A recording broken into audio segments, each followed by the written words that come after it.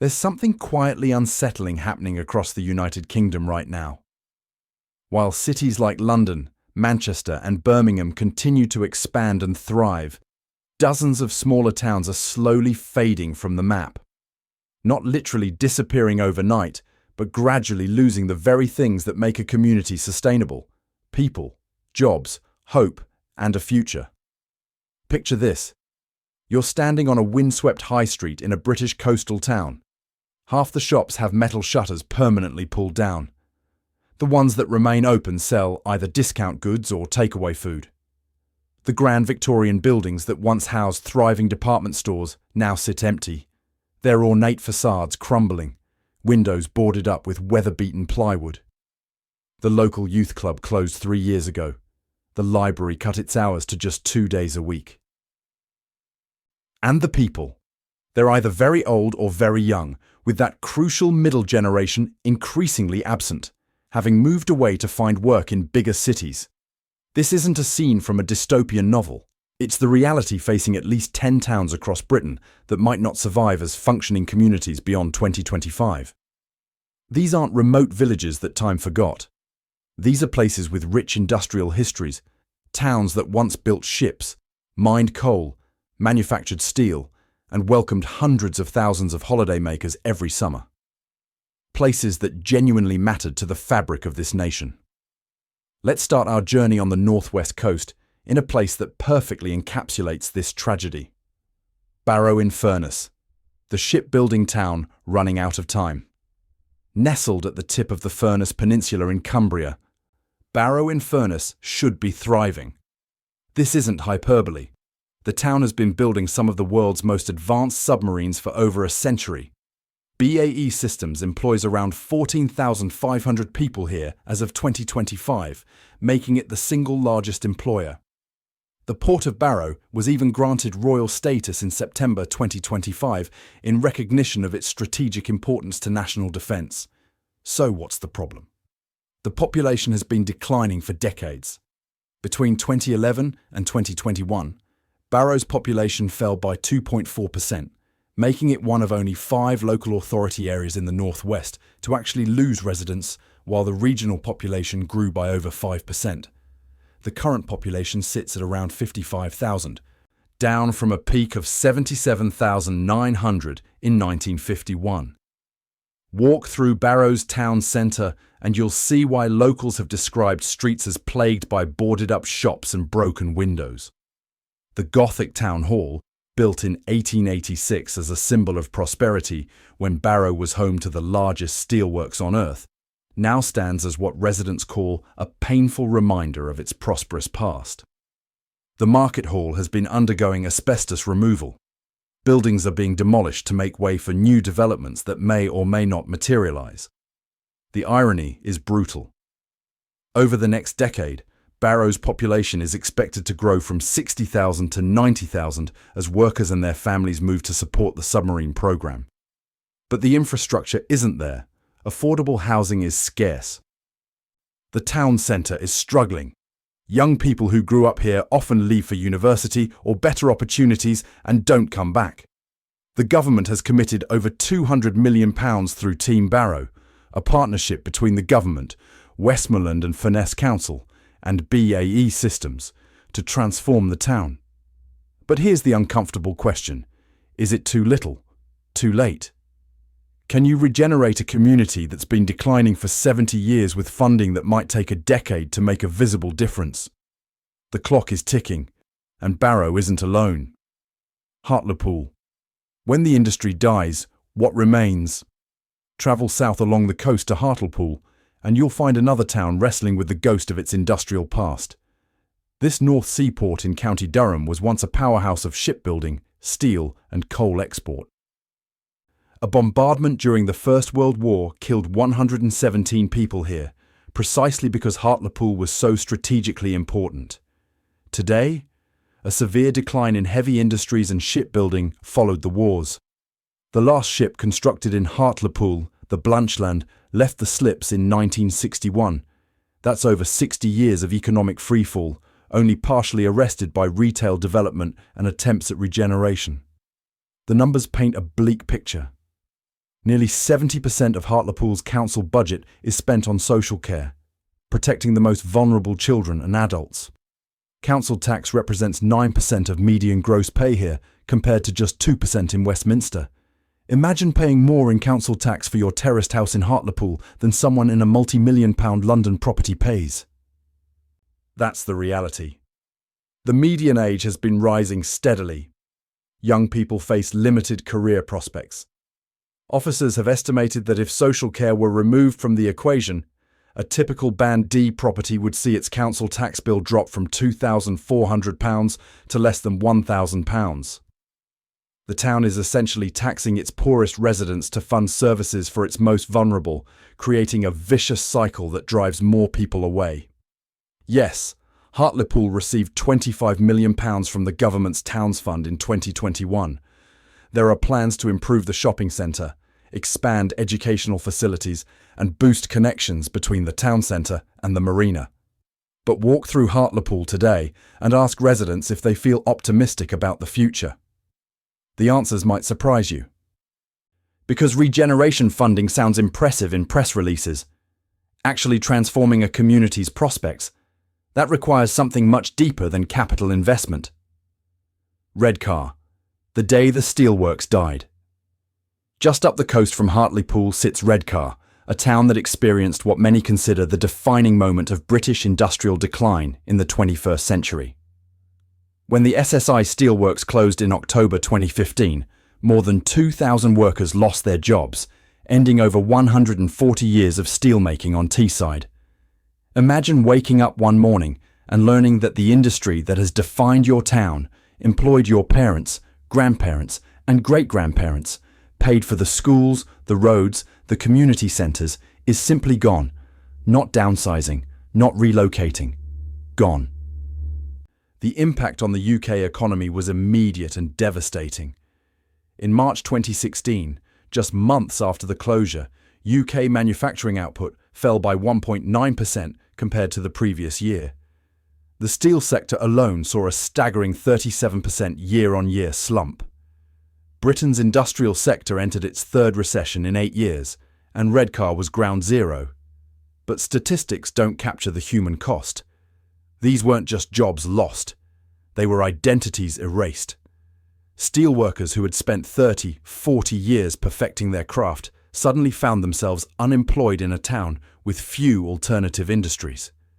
The skilled workforce that had been the pride of Teesside scattered. Some retrained, some moved away, some never recovered. The physical landscape changed too. The massive industrial structures that had dominated the skyline for generations began to disappear. The pulverized coal injection plant, built in 2013 for millions of pounds, was demolished in an explosive blast in October 2022. You could feel the demolition for miles around. The industrial skyline visible from neighbouring towns simply vanished, replaced by empty land and promises of future development. Redcar's story is about more than one town losing one industry. It's about what happens when we abandon communities to market forces without a safety net, without a plan, without acknowledging that real human beings live in these places and deserve better than platitudes about future prosperity they may never see. Blackpool. When the lights go out. There's nowhere in Britain quite like Blackpool. The illuminations, the tower, the pleasure beach, the promenade stretching along the Irish Sea. For generations, Blackpool was where working-class Britain went on holiday. At its peak, millions of visitors arrived every year to ride the donkeys, eat fish and chips, and forget about their troubles for a week. But Blackpool isn't just struggling, it's drowning. This town has the dubious distinction of being the most deprived seaside resort in Britain. When researchers rank larger towns by deprivation, Blackpool consistently comes out at the very bottom. We're not talking about marginal decline here. We're talking about systemic, multi-generational poverty that has created what some experts call a poverty trap. The average wage in Blackpool is a third below the national average. Nearly 40% of people receiving help from Citizens Advice are actually in work, which tells you everything you need to know about the quality of employment available. Much of Blackpool's economy relies on hospitality and care work, both traditionally low-paid sectors with lots of seasonal, insecure contracts. But here's where it gets really dark. Blackpool has become what housing experts call a dumping ground for Britain's most vulnerable. As housing costs soared in cities, the cheapest option for councils across the country became to send people to places like Blackpool, where former hotels have been converted into bedsits and houses of multiple occupation. Approximately 8,000 people arrive in Blackpool every year, many on benefits, many fleeing broken relationships, substance abuse, or just desperately seeking a fresh start. Blackpool still attracts millions of visitors. In 2021, despite losing 4 months to COVID lockdowns, nearly 19 million people visited, generating over £1.4 billion. But that tourist money doesn't translate into prosperity for residents. It creates low-wage seasonal work, while property speculation makes housing unaffordable for locals. The pandemic hit Blackpool harder than almost anywhere else. And now, with the cost of living crisis, families are choosing Benidorm over Blackpool. The question isn't whether Blackpool will survive 2025. It's whether Blackpool as a functioning community still exists at all. Margate, the gentrification paradox. Travel down to the Kent coast and you'll find Margate, a town that perfectly illustrates how regeneration can both save and destroy a community simultaneously. Margate should be a success story. The Turner Contemporary Art Gallery opened in 2011 and was hailed as a triumph of culture-led regeneration. The gallery claimed to have generated around £68 million for the local economy. The famous Dreamland amusement park reopened. Creative businesses in the Thanet district, which includes Margate, Broadstairs and Ramsgate, increased by 84% between 2013 and 2016. Artists and young professionals began moving from London, attracted by cheap housing near the sea and the high-speed train to St Pancras. In 2017 alone, over 1,800 people moved from the capital to Thanet, while only 760 moved in the opposite direction. Margate became cool. It became a destination. Coffee shops, boutique hotels, art galleries and restaurants opened. Property prices began climbing. And that's precisely the problem. Despite all this investment and attention, 3 areas of Margate remain some of the poorest neighbourhoods in the entire United Kingdom. The regeneration hasn't lifted the existing community out of poverty. It's simply pushed them into smaller, more concentrated pockets of deprivation. Here's what actually happened. As property prices rose, the rental market collapsed. Affordable housing vanished. Landlords could make more money from holiday lets or selling to wealthy buyers than renting to local families. The people who needed Margate's cheap housing most, the ones who'd lived there through the difficult decades, found themselves priced out of their own town. Margate still has severe problems with unemployment, educational achievement, and social services. The cool cafes and art galleries exist in a parallel universe to the streets where children grow up in poverty, where teenage pregnancy rates remain among the highest in the country, where drug addiction and mental health crises go unaddressed. This is gentrification without transformation. The town looks better in magazine articles. Tourism numbers are up. But for many residents, life has actually gotten harder because now they can't even afford to live in the place they call home. Great Yarmouth, the forgotten coast. Continue up the east coast to Norfolk, and you'll find Great Yarmouth, another seaside town that time seems to have abandoned. This isn't a place that lacks natural advantages. Great Yarmouth has beautiful beaches, a historic harbour, and proximity to the Norfolk Broads. Victorian tourists once flocked here.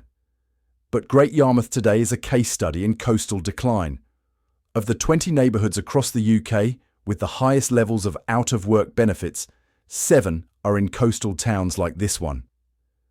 Great Yarmouth has the distinction of having one of the highest rates of teenage pregnancy in England.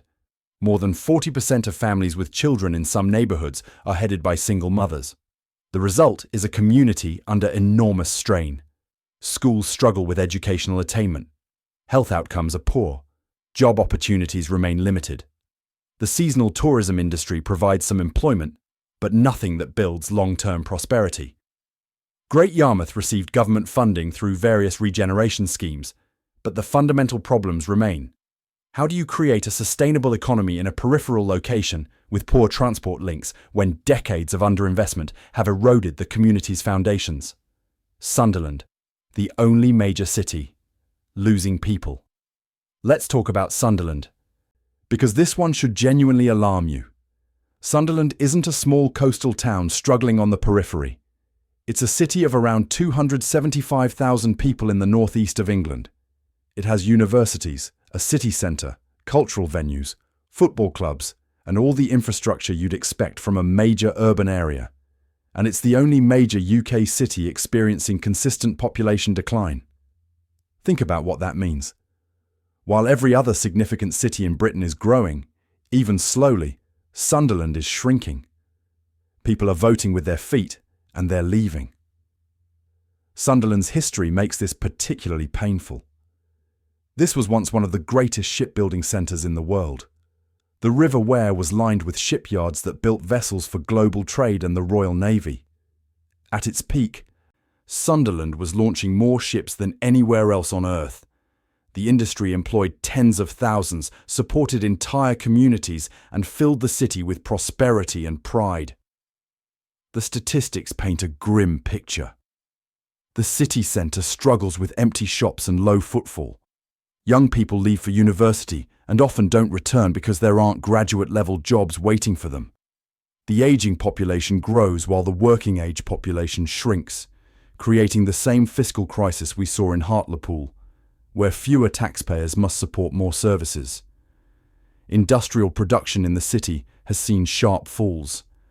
Employment opportunities haven't kept pace with other northern cities like Manchester or Leeds.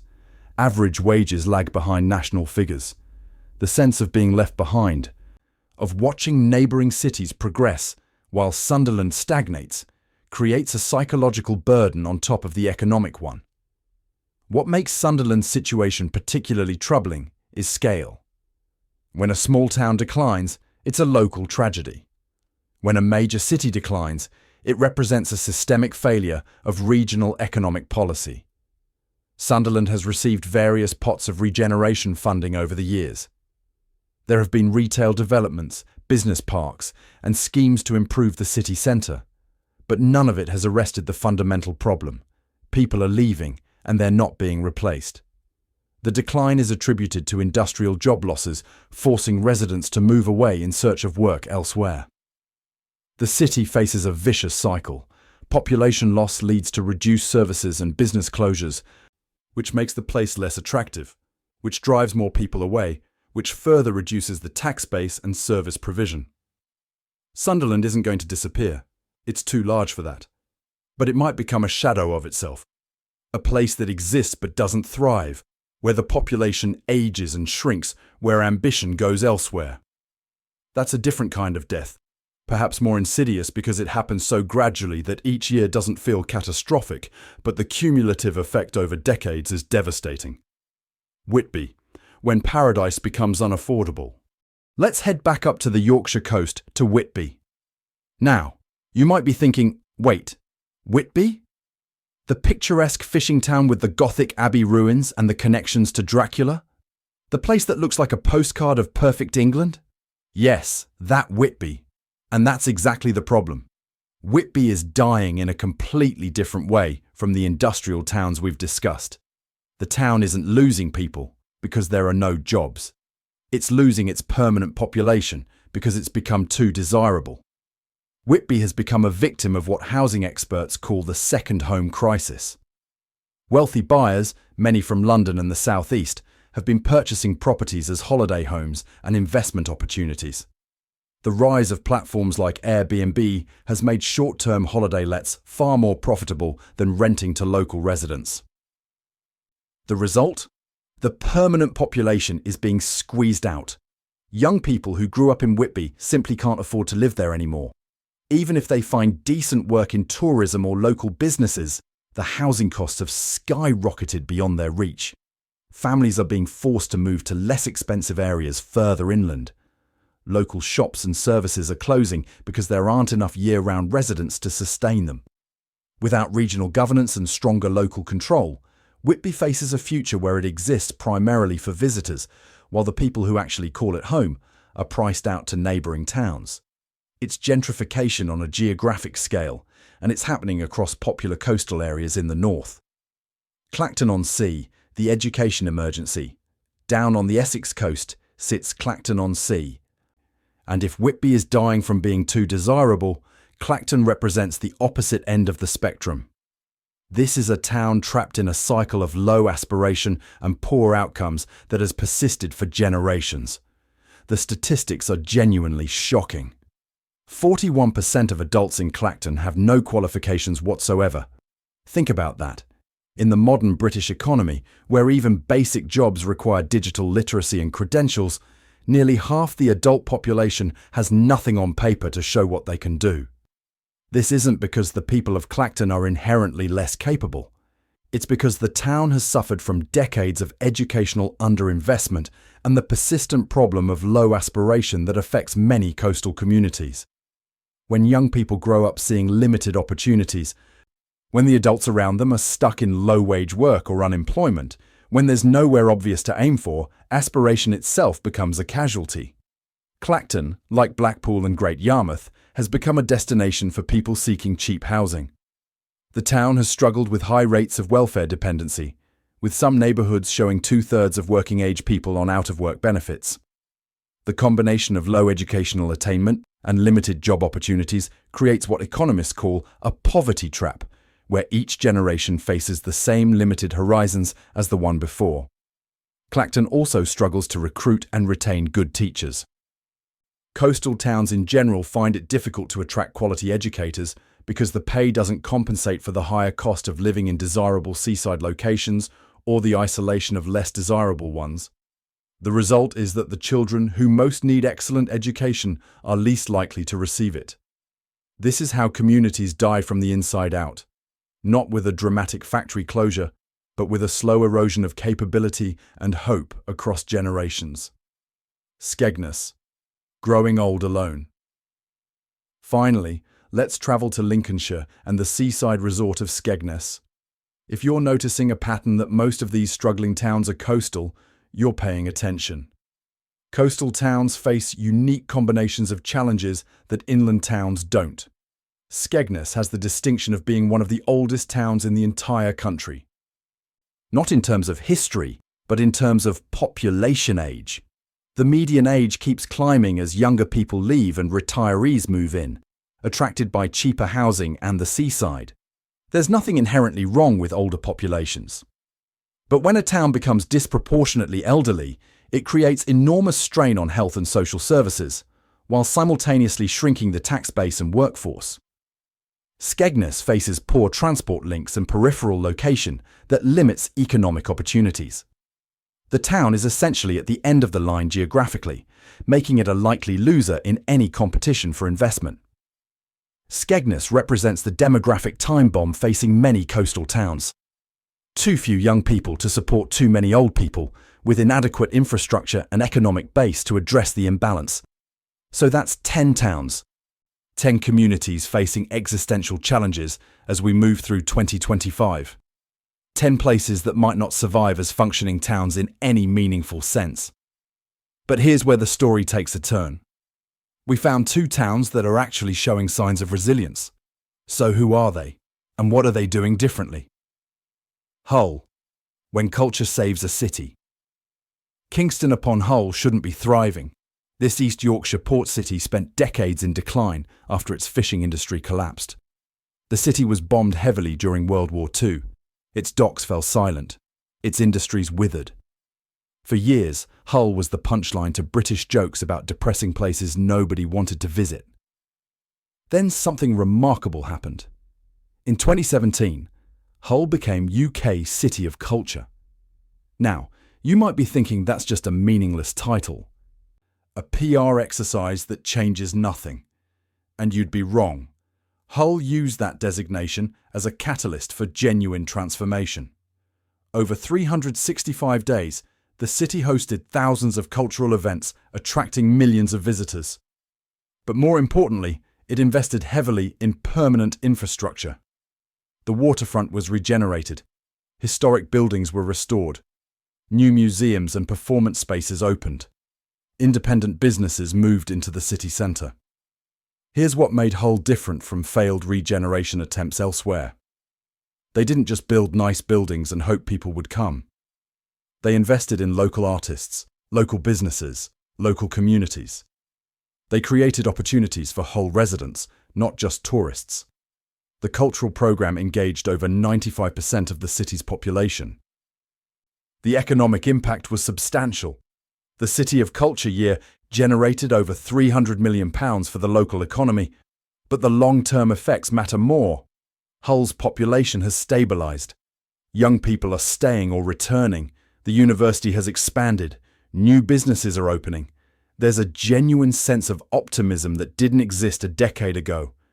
Hull still faces challenges. It's not perfect. Poverty hasn't disappeared, but the trajectory has changed. The city has found an identity beyond its industrial past. It's proven that culture isn't a luxury for wealthy places. It's an economic driver that can transform struggling communities. The lesson from Hull is that regeneration requires more than money. It requires vision, genuine community engagement, and the courage to imagine a future that looks nothing like the past. Preston. The town that kept its wealth travel west to Lancashire, and you'll find Preston, a town that's pioneering something economists are calling revolutionary, community wealth building. Preston faced the same problems as everywhere else we've discussed: industrial decline, austerity cuts, a struggling city centre, young people leaving. The traditional economic model wasn't working. So Preston tried something different, something that sounds almost radical in modern Britain. They decided to keep wealth local. Here's how it works. Instead of chasing multinational corporations with tax breaks and hoping some prosperity trickles down, Preston focused on anchor institutions, the big organisations that can't leave: the council, hospitals, universities, housing associations, police. These institutions spend hundreds of millions of pounds every year. Preston asked a simple question: what if that money stayed local? They created the Preston model. Anchor institutions committed to sourcing goods and services from local businesses wherever possible. When local businesses didn't exist to provide what was needed, Preston helped create them, often as cooperatives owned by workers or community members. The results have been extraordinary. Between 2013 and 2017, the amount spent by anchor institutions with local suppliers increased from £5 million to over £111 million. That's money circulating in Preston's economy, creating jobs for Preston residents, building wealth in Preston communities. Preston isn't perfect either. It still has deprivation. It still faces challenges. But it has something many struggling towns lack: agency. A sense that local people can shape their own future rather than waiting for a corporation or government program to save them. So here we are at the end of our journey through Britain's struggling towns. 10 places that might not make it. 2 that are finding ways forward. The difference between the towns that are dying and the towns that are surviving isn't geography or luck. It's about whether we, as a society, decide these places matter. Whether we're willing to invest not just money, but imagination, trust, and power into communities that have been told for decades they're expendable. The clock is ticking for those 10 towns. What happens next is up to all of us.